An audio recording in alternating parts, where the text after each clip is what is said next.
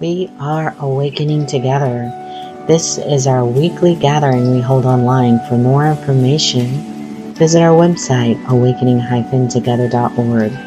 We'd love to see you there. But anyway, welcome to everyone, and this is where Maricel will play our We Are Awakening song, and we get to greet each other in the chat.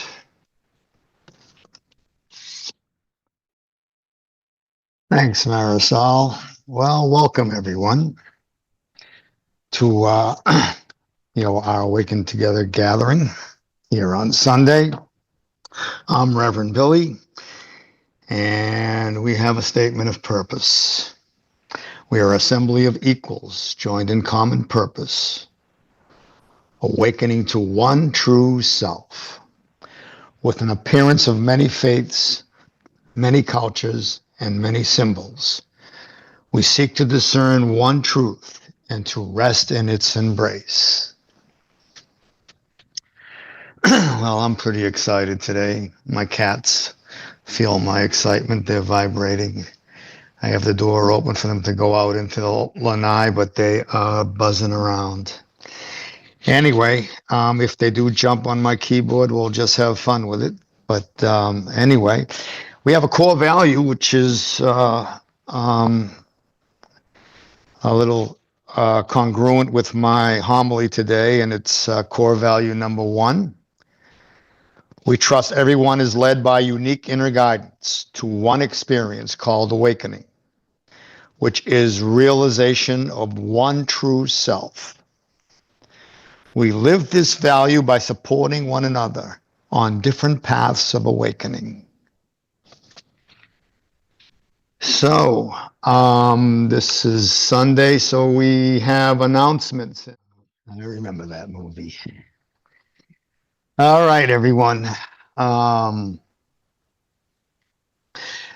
first song, I struggled with it. The title of my homily today is Homeward Bound. And I wanted it to, I wanted to be the remake of Homeward Bound that I saw with Paul Simon and Sabrina Carpenter. I recently saw it on Saturday Night Live. I woke up in the middle of the night and my wife was watching it live, and I said, well, that would be a good choice. And but I don't know, I got a different message. I chose a song by Bill Withers. It was a remake. I wanted a little more adversity in the beginning because adversity was very important in me seeing what wasn't real. And so it was a remake of the song Ain't No Sunshine, and it's sung by the Temptations, which is an Afro-American black group that I grew up with in the 60s. And I don't know if there's any, the deep voice guy was, he hung in there the longest, the original, but they carry on the tradition, their flawless angelical harmonizing voices that carry the adversity of losing love, losing the sunshine, losing light, hopelessly existing through a series of I know, and then the background music finds its equanimity with the voices, which is kind of like what's going on in my awakening. The background is moving forward, and eventually, transforming the dualistic message that I started with into a non-dual music, an understanding when it happened first in music, when the music took my mind, and I forgot about the words. So it takes the story in all its darkness to the divine forgetful place where the eternity of the melody silently vibrates as the story fades away. So,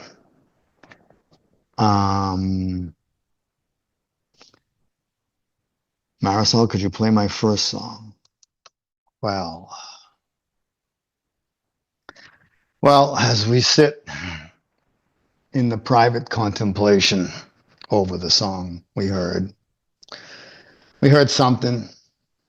I heard the house is not a home anymore, and thinking of the home to my existence confined in the body, when there's no sunlight. So as we sit in this private contemplation over the song, we heard something, and I don't know what.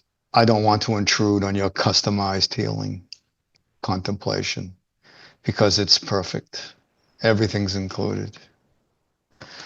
But in my contemplation of the I knows, the I know, the short version is, in the beginning is my end, but when the first I know comes across in whatever I'm doing, it's beautiful.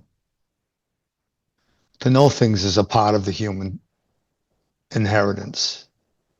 It's beautiful to know lots of things, but what eventually gets overlooked in the continuing knowing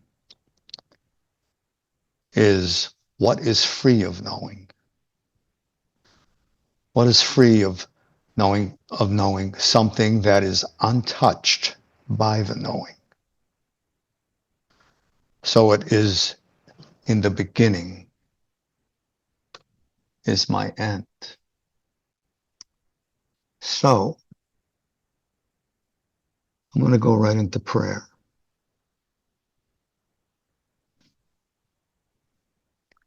Father, I have not yet learned to awaken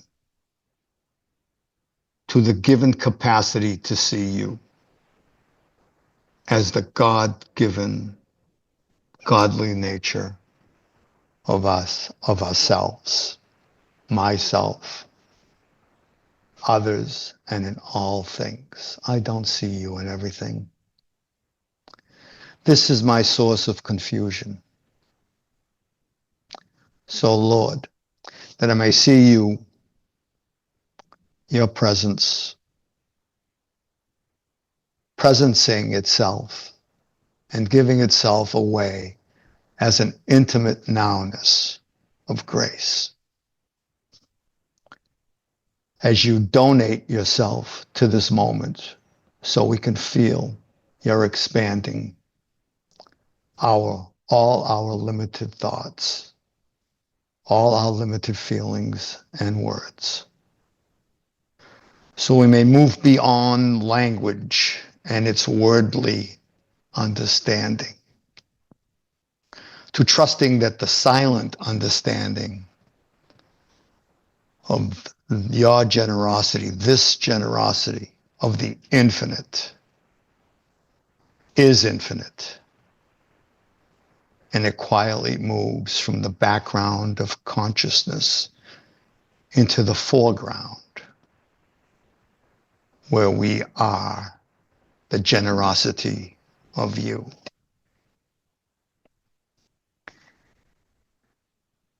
Amen.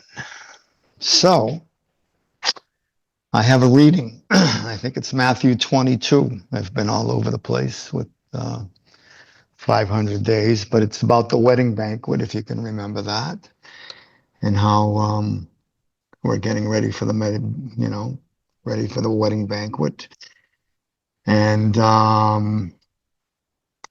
Stephanie, who I got to know in a Sangha,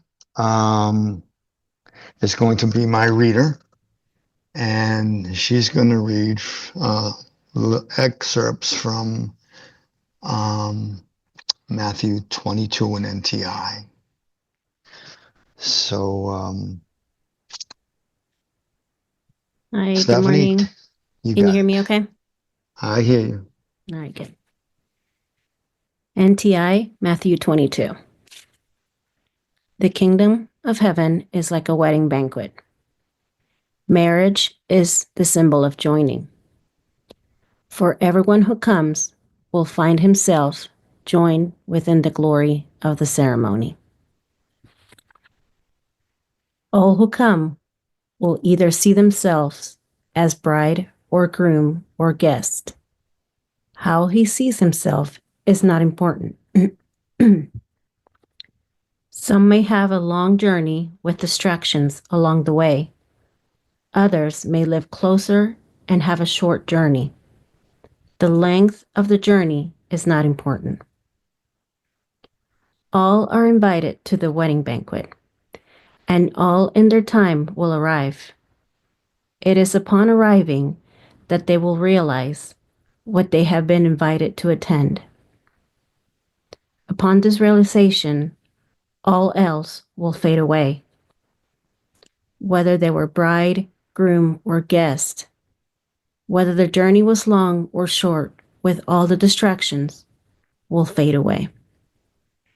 All they will know is that they have arrived and they are joined. No one who comes will be turned away, for no one can come unless he is ready, and if he is ready, he will be wearing his wedding clothes. Do not fear that you will be turned away from God. When he looks at you, God sees you as spotless ready for the joining. Even more, God sees you already joined and at the banquet. It is you who judges and sees yourself as guilty. This is but a distraction on your journey to the wedding banquet. Let this not keep you from your Father, who waits in peace at the banquet table, eager to embrace his Son again. The journey to the wedding banquet seems to be time in the world. There will be times when you have forgotten you're on a journey, because the distractions will be great. Let this not distress you. Your joy will come when you have completed the journey, for then you will know where the journey led. But until then, do not feel guilty for journeying, my child, for this seems to be something you must do. Remember me and keep me close to your heart. Do not deny the journey you're on. It leads to me and the disappearance of the journey. When you have forgotten you're on the journey, there will seem to be many things that need your attention.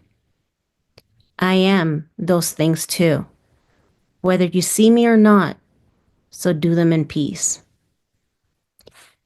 As you learn to see me in all things, the journey will seem easier.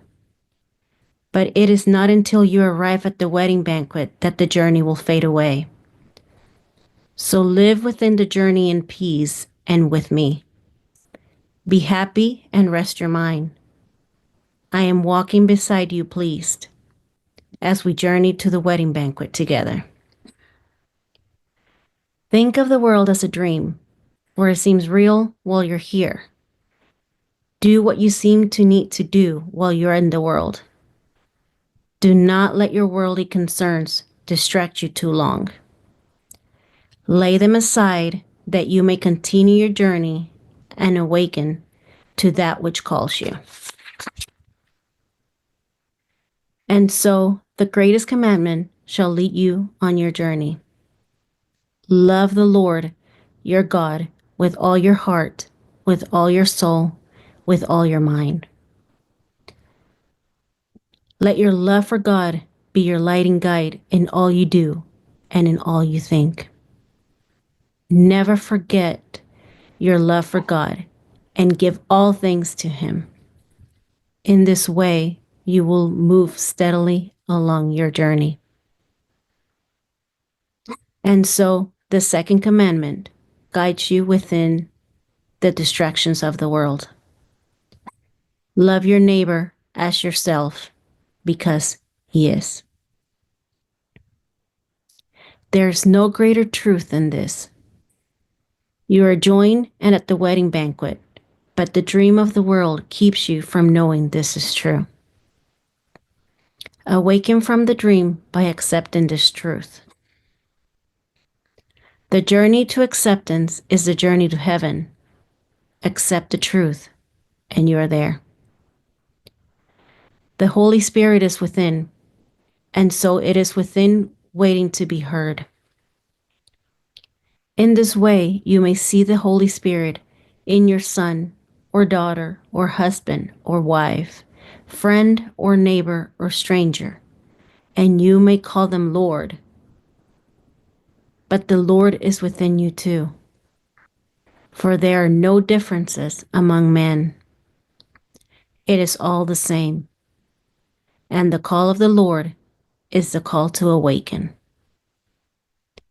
Following the call is the seeming journey, but awakening to it is realizing there was no journey and there is no Lord but one. Thank you. Thank you, Stephanie. Wow. What a great job. You found the vibration. It was awesome. Oh, I was on every word. You know, it's like God's experience of being God, accessing us and given to us as an experience of God.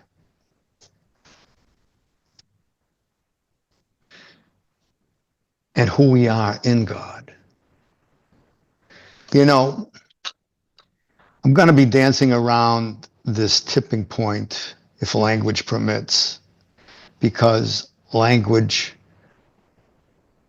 that is logical defines. It encloses. It moves towards conclusions and definitions. Yet there is another language that bears witness to what is undefinable, such as the strange sense of the intimate oneness, where God and I mutually disappear, dualistically, separately, other than each other, but as one.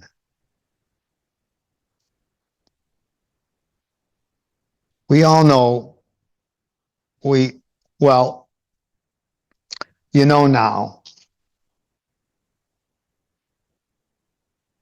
I vacillate from praying to God and being still in God.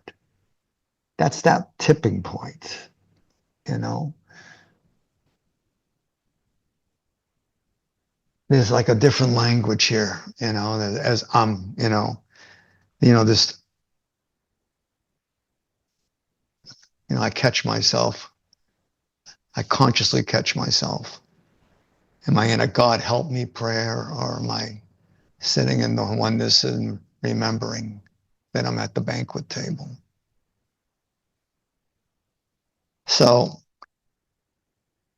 James Finley, he's from the Richard Rohr group in New Mexico, and I get their readings every morning, but he talks about the core of our being is drawn like a stone to the quiet depths of each moment, where God waits for us with eternal longing. But to those depths, the false self will not let us travel. Like the stones skipping across the surface of the water, we are kept skimming along the peripheral in the one-dimensional fringes of life. To sink is to vanish. What vanishes? But to sink into the unknown depths of God's call, to union himself, is to lose all that the false self knows and cherishes. And this is why every event in our life where we're awakened by the value of it, by the value of life. Something gets our attention. We're awakened to the goodness of life. For the call to be true to ourselves as God. And then we can begin our Godding. So I catch myself when I'm waking up in the morning in the true I am. And then shortly after waking, I see the world as it truly is. As Adyashanti says, it's a peculiar place to find yourself in, because my true nature operates much differently than ego, which is operating from a self-interest point of view. So it's not that the ego is doing anything wrong. It's doing what it always does, operating from self. So you can only operate from self as long as you think you have a self. And when you realize that you're not really a self, then operating from self-interest just doesn't make sense anymore.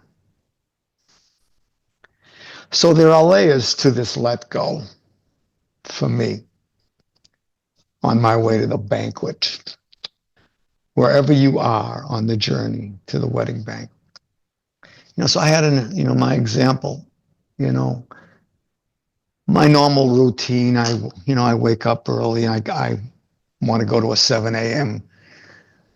AA meeting online, my home group back in Massachusetts. And, but I get my readings. I got my 500 days, and I got, I got my Richard Rohr contemplations from New Mexico, contemplation of action. And I get the reflections of the AA, and then my meetings from 7 to 8, and then I get in the car at 7:30 because I want to go to a live meeting at 8:05 to 9 down here in Naples, and I get in the car, and I've got someone on. The lately suspects I'm listening to is Gangaji and Adyashanti and James Finley from from Merton's Palace of Nowhere. But we're eventually going into T.S. Eliot's The Four Quartets. But anyway, so I've got this in the car, and I'm driving along, and I'm driving, but I'm semi-conscious, and there's traffic, and I can feel the traffic, and I can feel the red lights coming, and there's a series of red lights, and there's a merging of lanes, and I'm in the lane that's already merged, and there's a vehicle that comes up on my left-hand side, and I'm listening to stuff, and then he tries to get into my lane, and I automatically move up to the bumper in front of me, and I go, and not to let him in. And I caught myself. Okay. I wasn't consciously driving, but I got caught up I go, who did that? Who did that? And I caught myself, that some hidden want that we're going to get later in the homily that I can't see, it still exists, keeping me from the banquet. So I had to tell on myself. Anyway, life/God, lifing, is a guide to us to be sensitive to the mystical dimensions of our lives as we transcend who we are historically. And that was a historic moment. if I was totally conscious, aware in the car, not listening, I definitely would have let them in. But hey, there's something in the human condition that still owns me. So seeing through the eyes of the false self, not much fruit to eat there. So living in a self without God, which is impossible. So it's an unconscious choice, just what I went through. An unconscious choice, ignoring our true nature. Sustaining this existence through the ignorance of who I think I am. And ignoring the essence of the natural. So I continue down the rabbit hole, semi-looking for a portal to exit from this nightmare. Semi-looking because I'm getting good at it. I'm semi this and semi that, I'm semi-familiarly limping.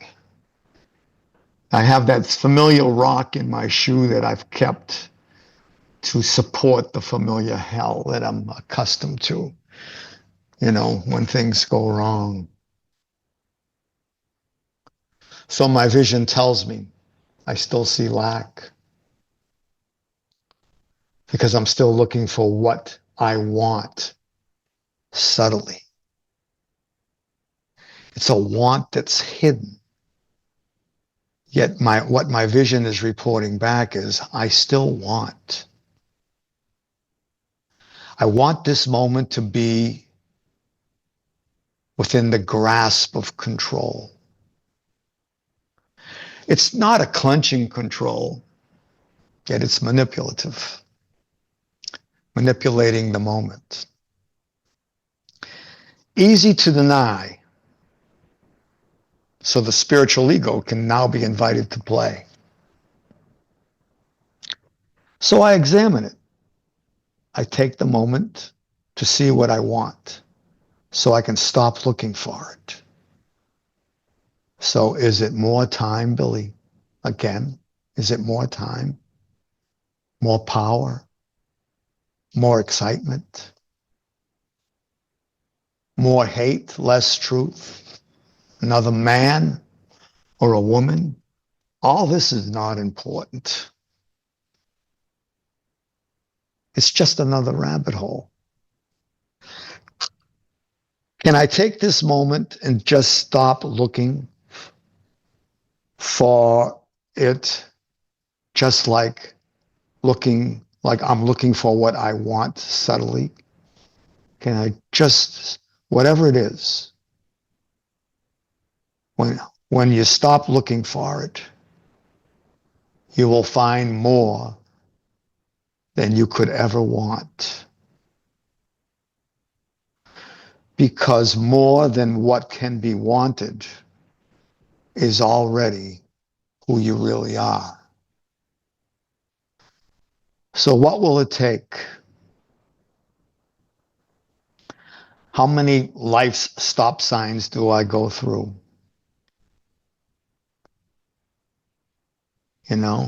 How many love says no, love says no more do I ignore?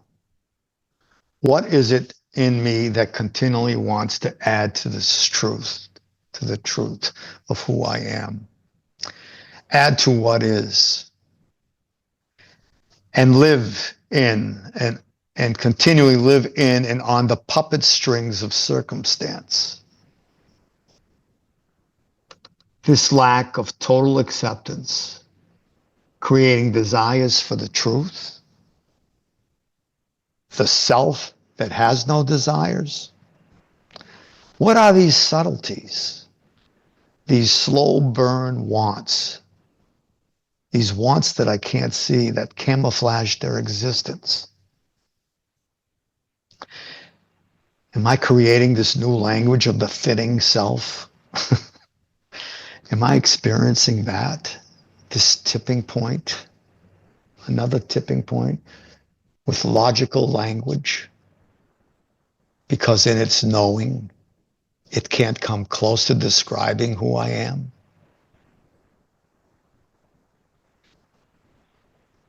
which is my major contributor to this war within, which is reflected in the war outside, where us and them are already not peaceful. Looking for the truth in the world, if that is where my heart is telling me I'm not ready for heaven. I don't have my wedding clothes on, so I'm not at the banquet. I'm still on the journey in my mind.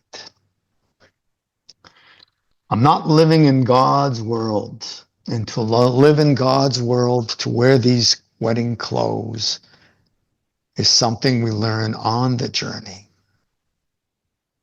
by living life backwards through the countless I know undoings. The endless humbling of self by finding out bits and pieces of truth, failing our way into success, but finding out who I'm not to find out who I am. And that's when we realize we are literally nothing. That we come back into our own absence, nothingness, our own nothingness. And then, and only then, do we discover who is living this life.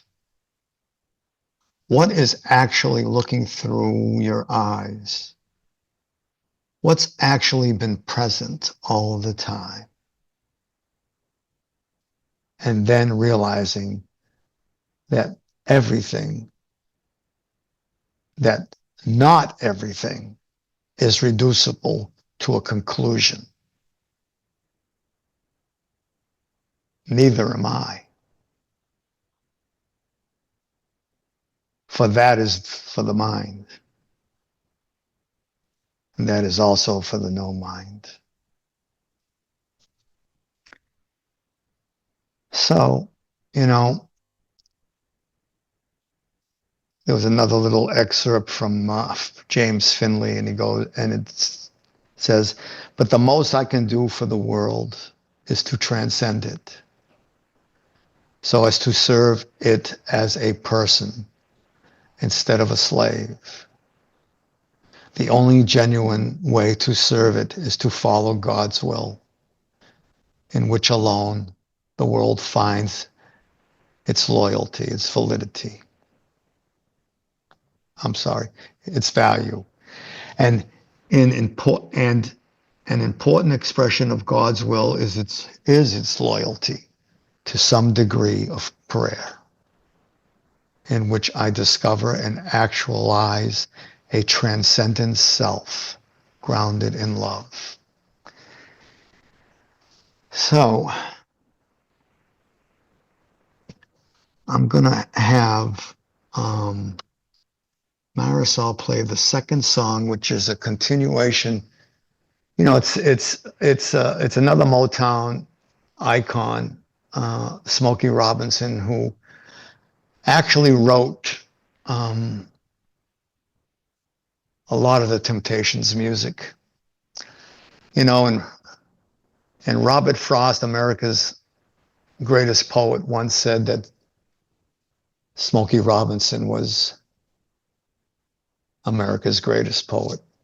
So here's a song, I think it's called Cruisin', which is just going through life. Thank you, Marisol. Marisol's going to put the link to donate in the chat. And before I open it up, I do want to get back to this Homeward Bound. I want to add the crescendo to this. I'm going to talk about the lyrics before we play the song, because, and I'm going to take them apart and I'm going to shoot from the hip, and they start like, I'm I'm sitting in the railway station, got a ticket for my destination. And what we were talking about, I'm sitting, we're on this journey in time. In the beginning, there's my end, that it can be that short, but let's continue on a tour of one night stands, my suitcase and guitar at hand. On a tour of one night stands of my little side trips I need to take. That's building my character. That's is telling me what I am, what I'm not through what I am. Every stop is neatly planned for a poet and a one-man band. Every stop, every side trip I take is so neatly planned for me and God, a poet and a one-man band, to transcend. Homeward bound, that inner calling. We all got it, that homeward bound. I wish I was homeward bound. Home where the thoughts are escaping. We're putting down thoughts. I did that by letting the music take my mind first before I got here. But, thoughts where my thoughts escaping, home where the music's playing, home where my love lies waiting silently for me in the silence. The love of God, the love of who I am, turning in on itself. Every day is an endless stream of cigarettes and magazines. The world does get loud. And each town looks the same to me, the movies and the factories. The sameness of the same day, the rock in my shoe, limping with that, not wanting to take it out.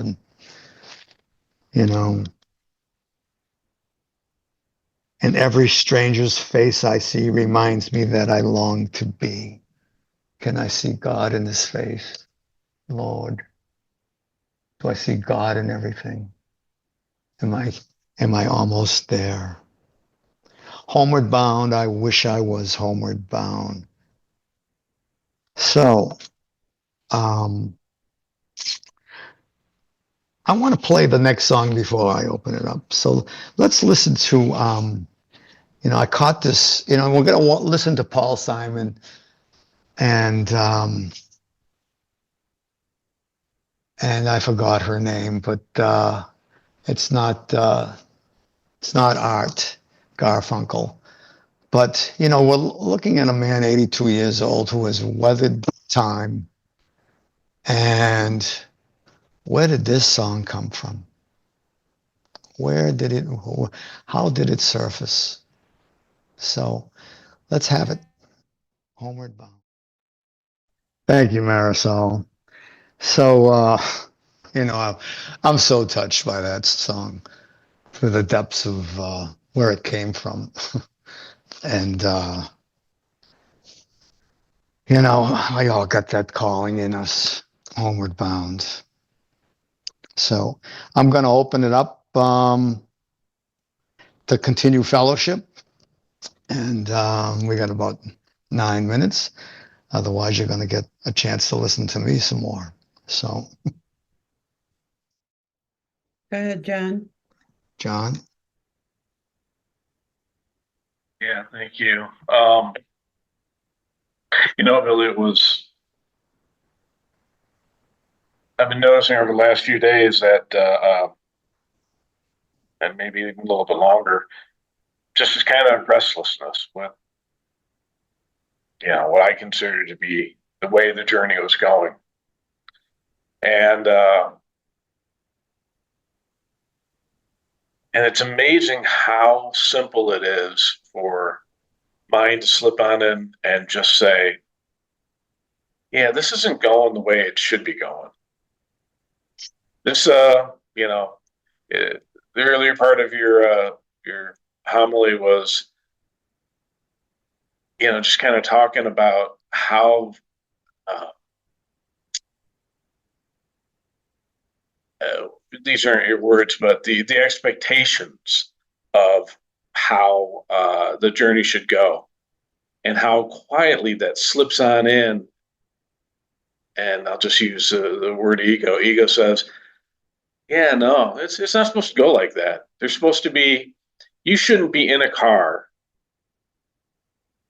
drifting off into the world, and then, uh, you know, and then you forget that you're not a body, and you do something that's very human, and that's just a failure." And that just goes to show that, this isn't going the way that it should.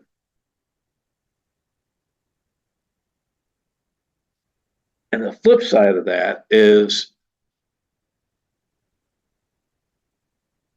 we catch that and we see, oh, I was in the world again. And I'm going to do that for a while because this isn't on my timeline. I don't have a freaking clue what this is supposed to look like. I think I do. And then we gently, or sometimes not so gently, get reminded that that's just not true. And the beauty in that is when we get to see it and just give ourselves a break and go, oh, I thought I was in charge again. I thought I knew. Back to the first song, I know. And, I'm just sitting out here, I'm looking beyond my computer, and it's a beautiful sunny day out there. And, it's got the old promise of spring coming. Of course, tomorrow could be a blizzard. We'll see. But just a reminder that, when I think I know how it should go and it doesn't, thank God. Because what do I know? So I'll just give it back to you. So thank you. Thanks, John. All the side trips that we take, this is just necessary side trips. That's, like the Course leads us into seeing it differently, our Course minds, and to surrendering the moment to something that's, to the Holy Spirit, to the Christ, and then to the pure awareness, the purity of awareness that quietly just does nothing, and to hold both, being able to hold, the non-dual mind is not in competition with the dual mind. The dual mind is included in the non-dual mind. And, and it's inclusive. It's not,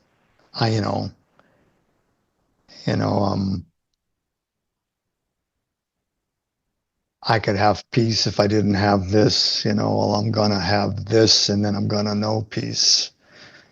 I'm going to fail and I'm going to fail my way to success. And then I'm going to be able to move that background into the foreground. Like the Temptations do in their music, then you're not even doing the words anymore. You're just humming the tunes. But, our background becomes our foreground, and that's the canvas coming forward. That's the purity of purifying self, So it's able to do that. So the attachments become detachments, How about Paul Simon? 82 years old, 81, I don't know, he's somewhere in there. Wow. I grew up with him and was lucky to catch that. I happened to wake up to go to the bathroom and my wife is listening to watching Saturday Night Live. And I did want to start the homily with that, but I wanted to go through the adversities I could teach a little bit and get to the oneness, get to the knowing that's the unknowing knowingness, and how the journey, the banquet is always here because there's no journey at all. In the beginning is my end. So I guess we're going to move it on to the fellowship. It's 11:29. Anybody got a short one? Well, Marisol, it's all yours. You've been watching our online gathering. It happens weekly on Sundays at 10:15 a.m. Eastern Time. To join us live in the sanctuary, visit our website, awakening-together.org. You'll want to click on Online Sanctuary in the main menu, and then in the drop-down menu, look for How to Enter the Sanctuary. Right there at the top of the page is a clickable link. We'd love to see you in the sanctuary and join with you in fellowship. Thank you again for watching. Also, please know that if you'd like to stay connected via the Awakening Together channel here on YouTube, you can subscribe and hit the bell for more notifications. We hope to see you in the sanctuary.